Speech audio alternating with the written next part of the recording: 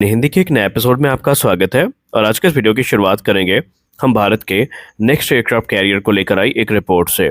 आपको पता है कि आईएनएस विक्रांत के सर्विस में आने के बाद इसकी जो सिस्टर क्लास शिप है इसको भी कंसीडर किया जा रहा है, लेकिन इसके लिए जो इंजन है उनकी तलाश की जा रही है। और कन्वेंशनल इंजन से हट करके जो एडवांस इंजन है इनकी तलाश भारतीय नौसेना के द्वारा की जा रही है।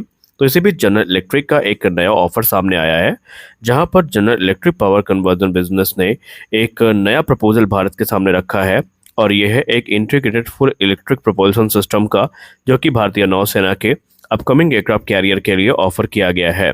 ये एक एडवांस प्रोपल्शन सिस्टम होगा जो कि इन्हेंस्ड एफिशिएंसी, सर्वाइबिलिटी और कास्ट इफेक्टिवनेस को इंश्योर करेगा। और ये ट्रेडिशनल प्रोपल्शन मेथड्स की तुलना में ज़्यादा कैपेबल भी होगा। अब अगर हम जनरल इलेक्ट्रिक के IFEP की बात करें तो ये जो सिस्टम है इसमें डुअल इलेक्ट्रिक मोटर कॉन्फ़िगरेशन देखने को मिलती है, जिसमें से प्रत्येक ड्राइव ट्रेन जो है ये VDM 25,000 के साथ पेयर्ड होती है, जो कि पावर कन्वर्टर्स है। और ये 3 इंडिपेंडेंट चैनल्स के साथ इक्विप्ड होते हैं। अब इससे जो डिज़ाइन है वो काफ़ी हाई रिडंडेंसी और फ्लेक्सिबिलिटी ऑफर करती है। और ये अलग अलग जो पावर मोड्स हैं उनमें सिस्टम को ऑपरेट करने के लिए भी अलाउ करती है। और ऐसे में जो एफिशिएंसी है ये काफ़ी ऑप्टिमाइज हो जाती है। अब कंपनी का हाईलाइट जो है टेक्नोलॉजी को लेकर के वो ये है कि वो ये दावा करते हैं कि उनका ये जो नया प्रोपल्शन टेक्नोलॉजी है ये न सिर्फ वेसल की सेफ्टी को इंश्योर करेगी, इम्प्रूव करेगी, बल्कि जो ऑपरेशनल कॉस्ट है इसको रिड्यूस करेगी और एक ग्रेटर फ्लेक्सिबिलिटी शिप डिज़ाइन में प्रदान करेगी। और जनरल इलेक्ट्रिक का तो ये भी कहना है कि पहले भी इनका ये जो प्रोपल्शन सिस्टम है ये डिस्ट्रॉयर प्रोजेक्ट के लिए सेलेक्ट किया जा चुका है, जहां पर इसने अपनी कैपेबिलिटी को डेमोन्स्ट्रेट भी किया है। और ऑलरेडी भारतीय नौसेना के द्वारा दूसरे एप्लीकेशंस के लिए इनका इस्तेमाल भी किया जाएगा। अब यहाँ पर ये भारतीय नौसेना के ऊपर है कि वो किस इंजन के साथ पे जाते हैं। हालांकि मॉडर्न वॉरफेयर को देखते हुए जो बेस्ट ऑप्शन है इनको ही सेलेक्ट किया जाएगा, क्योंकि हम सब जानते हैं आने वाले भविष्य में तकरीबन 2 से 3 एयरक्राफ्ट कैरियर भारतीय नौसेना ऑपरेट करेगी जो स्वदेशी होंगे। क्योंकि एक चीज़ तो हमें पता है कि INS विक्रमादित्य अब बहुत लंबा भारतीय नौसेना का साथ नहीं दे पाएगा। और INS विक्रांत की सिस्टर क्लास शिप और एक हमारा जो कह सकते हैं बड़ा एयरक्राफ्ट कैरियर जिसको हम सुपर कैरियर कह सकते हैं NS विशाल, यही आने वाले भविष्य में भारतीय नौसेना की बैकबोन बनेंगे। अब INS विक्रांत की बात करें तो इन्होंने सारे ट्रायल्स को पूरा कर लिया है और ऑलरेडी ये ऑपरेशनल है। जबकि INS विक्रांत की सिस्टर क्लास शिप को लेकर के अभी एजम्पशन है कि ये शिप साइज में थोड़ी बड़ी होगी, टेक्नोलॉजी वाइज ज़्यादा अपग्रेडेड होगी, काफ़ी परिवर्तन हमें देखने को मिलेंगे, टेक्नोलॉजिकल एज इसके पास होगा विक्रांत की तुलना में।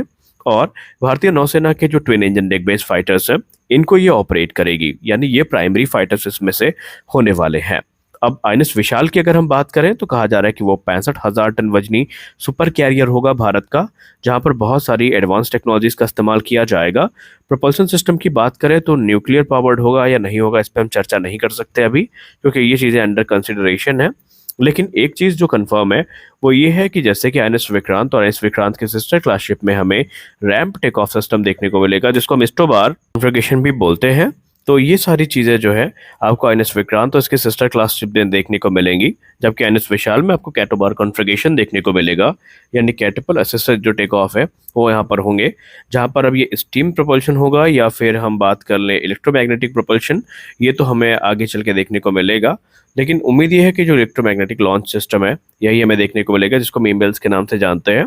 और ऑलरेडी टेडबीएफ की जहाँ तक बात रही तो इस प्रोग्राम की पुष्टि करने के लिए टेडबीएफ के वेरिएंट ऑलरेडी डेवलप किए जा रहे हैं, जहाँ पर टेडबीएफ के क्रमशः 2 वेरिएंट अंडर डेवलपमेंट है। पहला स्टोबार कॉन्फ़िगरेशन को ध्यान में रखकर बनाया जाएगा और दूसरा वेरिएंट कैटोबार कैपेबल होगा, यानी वो ऐसे एयरक्राफ्ट से टेक ऑफ कर सकेगा जहाँ पर कैटपल लॉन्च सिस्टम हमें देखने को मिलते हैं। अगली अपडेट की बात करें तो ये जनरल इलेक्ट्रिक F414 इंजन के प्रोडक्शन को लेकर आ रही है। जैसा कि आप सब जानते हैं कि हिंदुस्तान एरोनॉटिक्स लिमिटेड को इस इंजन के प्रोडक्शन के लिए एक प्रोडक्शन पार्टनर के तौर पर चुना गया है जनरल इलेक्ट्रिक के द्वारा। और अब HAL के द्वारा इसको लेकर एक नई रिपोर्ट सामने आई है, जहां पर HAL ने यह कन्फर्म कर दिया है कि जो इंडिया में इसका ग्राउंड वर्क है इंजन के निर्माण का वो शुरू हो चुका है, जहाँ पर HAL के द्वारा जो नई फैक्ट्री है उस पर काम शुरू हो गया है। और उनका ये दावा है कि ये जो मैन्युफैक्चरिंग फैसिलिटी है ये 2 वर्षों के अंतर्गत तैयार हो जाएगी बन के। HAL का ये एम है कि जो फुली फंक्शनल या फुली ऑपरेशनल जो फैक्ट्री है ये 2 वर्ष से पहले ही तैयार कर ली जाए और जो F414 इंजन का निर्माण है ये शीघ्र अतिशीघ्र यहाँ पर शुरू हो। आपको बता दें इनिशियली तकरीबन 99 की संख्या में जो जनरल इलेक्ट्रिक F414 इंजन है, इनका निर्माण हिंदुस्तान एरोनॉटिक्स लिमिटेड के द्वारा भारत में किया जाना है। और ये इंजन क्रमशः तेजस मार्क 2 और एमका मार्क 1 जैसे जो एयरक्राफ्ट हैं, इनको पावर करने का काम करेंगे। अब हिंदुस्तान एरोनॉटिक्स लिमिटेड की जहां तक बात रही, तो उन्होंने ये कहा है कि जो इंजन की डिलीवरी है वो 3 वर्ष में शुरू हो जाएगी, यानी तीसरे वर्ष में भारत को इस डील के अंतर्गत जो पहला इंजन है वो मिल जाएगा। और इसके अलावा जो हिंदुस्तान एरोनॉटिक्स लिमिटेड है वो लगातार जनरल इलेक्ट्रिक के साथ संपर्क में है।